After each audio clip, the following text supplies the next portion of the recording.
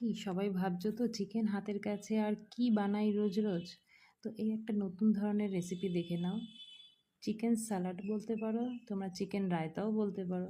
Welcome to my page. তো marinate করে নিলাম চিকেনগুলোকে, আদা রসুন পেঁয়াজ ধনে গুঁড়ো জিরে গুঁড়ো দিয়ে। তারপর সেটা ভিডিওতে যেরকম দেখলে না সেরকমভাবে ফ্রাই করে নাও। তারপর নিজেদের পছন্দ অনুযায়ী ছোটো টুকরো করো বা পিসেস করে নিয়ে এটাকে একটু পেঁয়াজ আর শুকনো লঙ্কা গুঁড়ো দিয়ে ভালো করে একটু নেড়ে নাও, সতে করে নাও। তারপরে আর কি এক সাইডে 200 গ্রাম টক দই নিয়ে নাও। তার দইয়ের মধ্যে দিয়ে দাও একটু বিট লবণ দাও, একটু গোলমরিচ আর কাঁচা পেঁয়াজ আর ধনে পাতা পুদিনা পাতা আর কাঁচা লঙ্কা এগুলোকে একটু আধা পেস্ট করো, করে দইয়ের মধ্যে মিক্স করে দাও। তারপরে ভেজে রাখা চিকেনগুলো সব দিয়ে দাও ওর মধ্যে।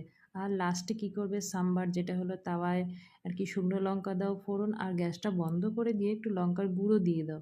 তো সেইটা এবারে এর ওপরটায় ঢেলে দাও চারিদিকে।